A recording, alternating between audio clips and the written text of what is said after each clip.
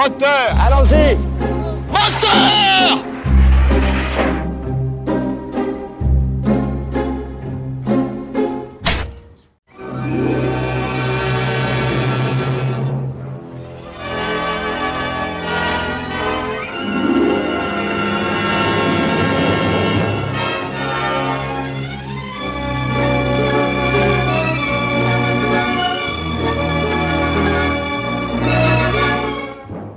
Alors évidemment, c'est une musique avec des envolées, superbes, romantiques, parce que je vous parle de Falbala, un film de Jacques Becker dont je vous ai parlé déjà lundi dernier. Et donc j'en étais en disant que c'est un film très original, réalisé en 1944, diffusé pour la première fois en 1945.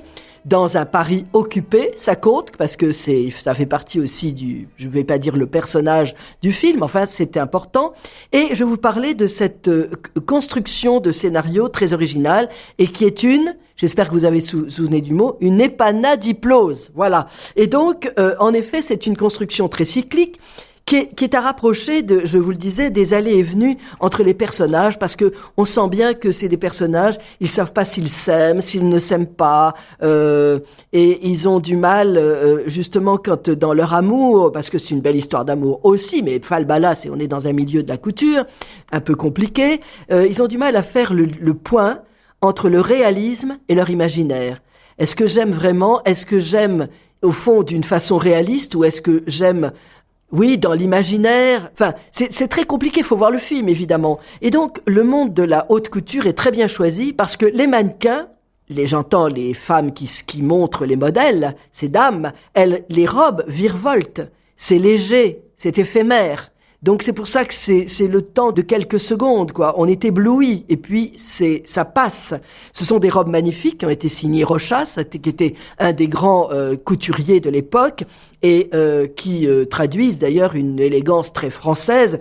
C'est vrai qu'aujourd'hui, discrète. Ah, qu'est-ce que ça veut dire, ça, discrète? Ben oui, non, voilà. C'était une très belle élégance, très discrète, et donc quand je vous disais qu'on est dans ce milieu de haute couture, faut pas oublier non plus l'environnement, c'est l'occupation. C'est-à-dire que le Paris est vide. Il n'y a pas de voiture, il y a rien. Il y a simplement, on circule à vélo. Voilà. Alors je ne sais pas, est-ce que on circule à vélo quand c'est l'occupation? Je ferai aucun commentaire, évidemment.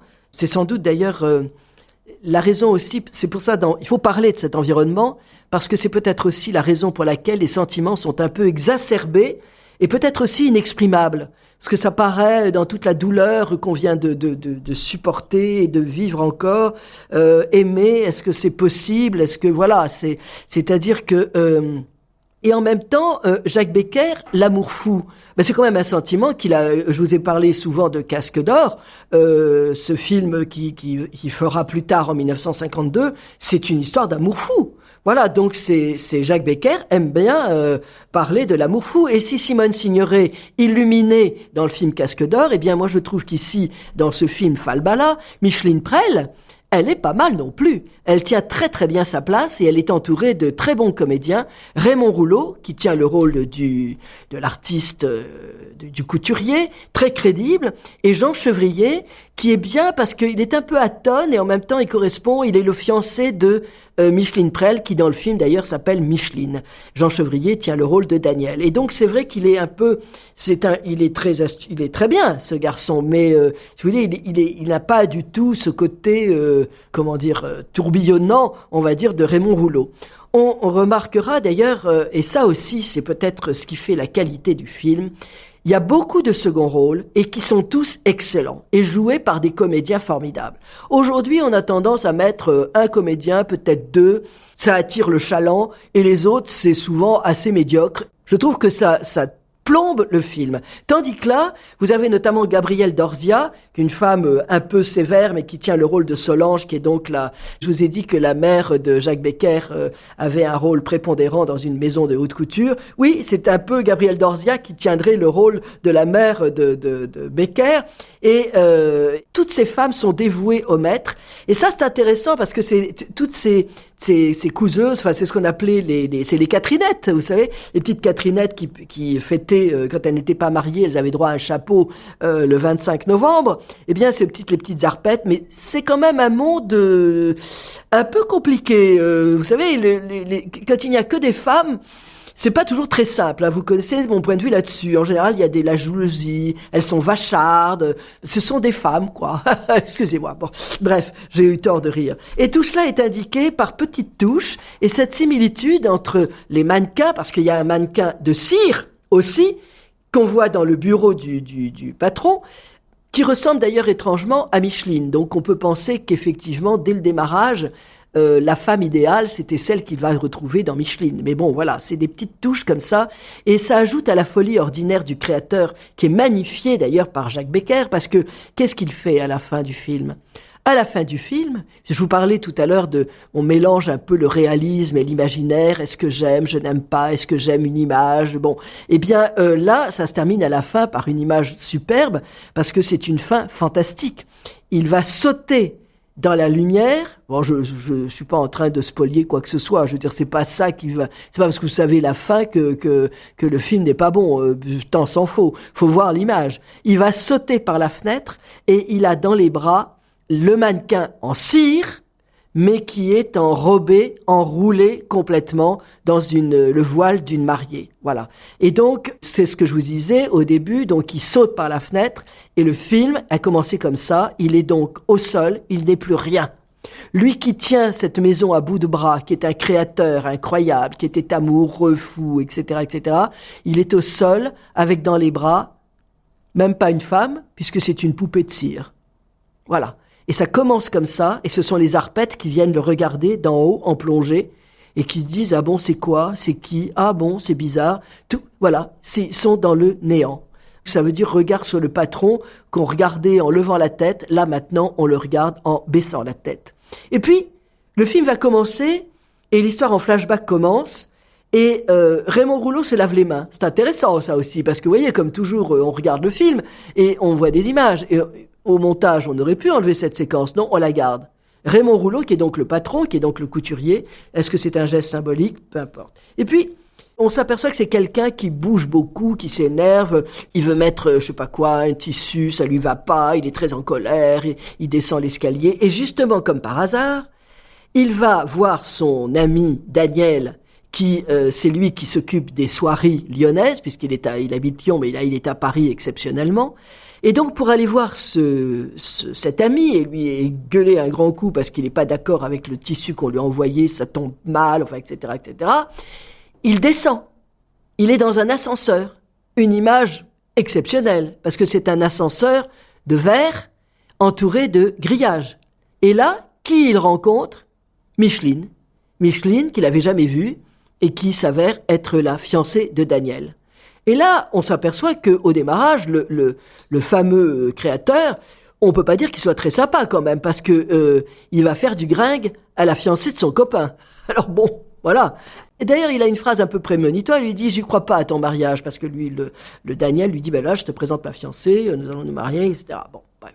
Donc ça veut dire que tout d'un coup, cette cage de vitre dans laquelle ils sont, avec cette fiancée, tout ça, cette scène d'exposition, quand on regarde bien les images, qu'on écoute bien les sons, on sait dans quel film on va rentrer, et c'est magnifique. Et tout ça pour arriver, il dit « Ah bon, mais tu te maries avec... Eh bien, c'est moi qui offrirai la robe de mariée. » Cette fameuse robe de mariée, donc c'est la première fois qu'on en entend, et évidemment, il mourra avec. Voilà. Donc je vais ça devenir, c'est-à-dire cette robe de mariée qui est donc le symbole du bonheur, va devenir plus tard un linceul. Voilà, tout ça évidemment est très fin. Alors il explique aussi, parce que cette attitude de créateur, comment est-ce qu'on peut penser qu'il est là d'ailleurs on sent qu'il a mis certainement comme un peu de Pardieu la main aux fesses de certainement toutes les petites arpettes qui se travaillent dans son... Ça c'est sûr. On peut l'imaginer très, très vite. Et donc c'est un type qu'on peut considérer comme étant un peu moche, quoi. Mais il va expliquer son attitude. Elle est celle d'un créateur. C'est-à-dire il crée des robes et il dit l'âme de la robe, c'est le corps de la femme. Et tout est dit.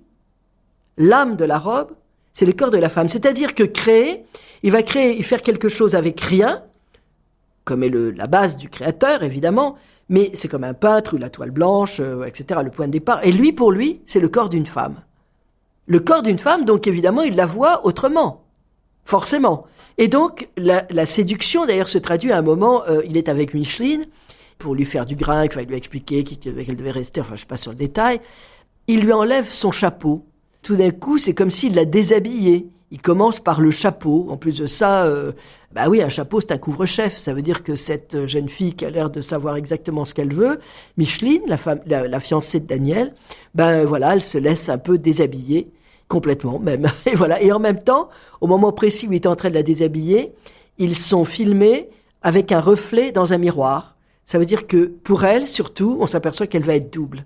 Et elle va essayer la relation avec son fiancé va changer. Par honnêteté d'ailleurs. Ça, c'est plutôt sympa. Elle dit, elle est fiancée à un garçon, elle a un regard pour un autre, elle se dit, je peux plus l'épouser. Bon, ça, c'est vrai qu'aujourd'hui, les problèmes sont très différents. Alors, ça peut vous paraître un peu désuet, mais sachez que c'était comme ça, la morale, c'était ça, quoi, évidemment, dans le temps. Et ce qui est très intéressant, c'est au moment où elle hésite, et tout le monde sait qu'elle hésite, justement, est-ce qu'elle va se marier ou pas avec Daniel. Cette séquence a été faite par Jacques Becker au milieu d'une réunion familiale où les enfants jouent au ping-pong. Et ça, c'est très intéressant, ce côté ping-pong, parce qu'à un moment, vous avez un gros plan sur les yeux des gens qui regardent à droite, à gauche, à droite, à gauche. Ça veut dire qu'on se demande ce qu'elle va faire. Micheline, elle va aller avec Daniel ou avec Philippe? Avec Daniel ou avec Philippe? Voilà. Donc ça, c'est drôle, mais en même temps, c'est intéressant, quoi. Voilà. Bon, écoutez, vous l'avez compris, tout d'un coup, il y a un défilé formidable, avec ces robes qui passent, qui sont magnifiques, tout est transfiguré, c'est presque irréel, on est dans quelque chose de magnifique. Et puis à la fin, évidemment, arrive le drame.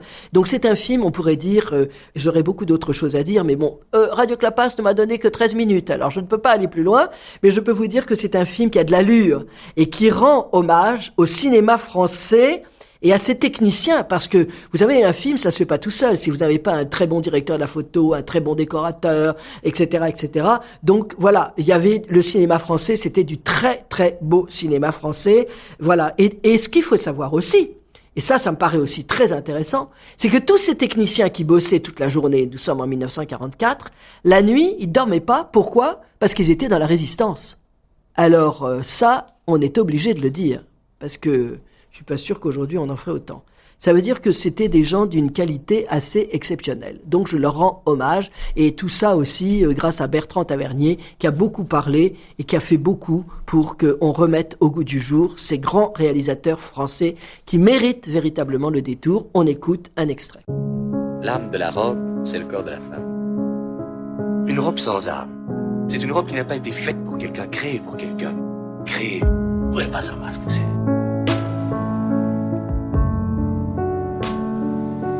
Je suis seul, moi. Je commence à croire que je serai toujours seul dans la vie. Tu es même pas fichu de sortir une collection de printemps avant le 14 juillet. Si encore tu savais te faire aimer par les gens, mais tu rates tout. Tu rates ta vie et celle des autres. Voilà une fille qui n'a pas de sein. Elle a une taille et puis elle n'a pas de sein. On peut pas tout avoir. On ne vous demande pas votre avis. J'ai cru qu'elle était vivante. Non, non. Elle est morte. Cette comédie que nous jouons depuis 3 semaines a assez duré, vous ne trouvez pas? Je ne joue pas, moi, Philippe. Je ne suis pas comme vous. Je ne fais pas un numéro dans la vie. T'es un cinglé. Tu es un salaud. Je suis bien arrivé à vous détester. En êtes-vous sûr?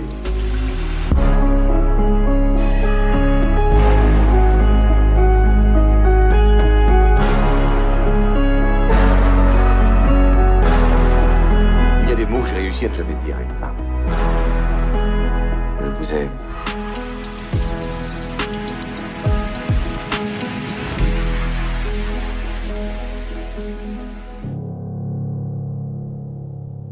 Voilà, alors évidemment, ce qui est aussi un bonheur, là vous venez de l'entendre, c'est que ce sont des comédiens qui ont une voix, qui articulent, qui jouent. Voilà, ils viennent du théâtre, c'est vrai, mais ils jouent pour le cinéma et c'est formidable. Donc Jacques Becker, vous l'avez compris, Falbala, à voir et à revoir. Et alors la prochaine fois, écoutez, je vous parlerai d'un film, je ne l'ai pas encore vu, je n'en sais rien, mais ça peut intéresser beaucoup de gens puisqu'il s'agit de Bonnard. Bonnard, oui, c'est Bonnard de parler de Bonnard. Voilà, c'est drôle, qu'est-ce que c'est drôle, on va pas se gêner. Évidemment, c'est Bonnard aussi de remercier Pierre-Jean parce que à nous deux, on fait un travail colossal, formidable.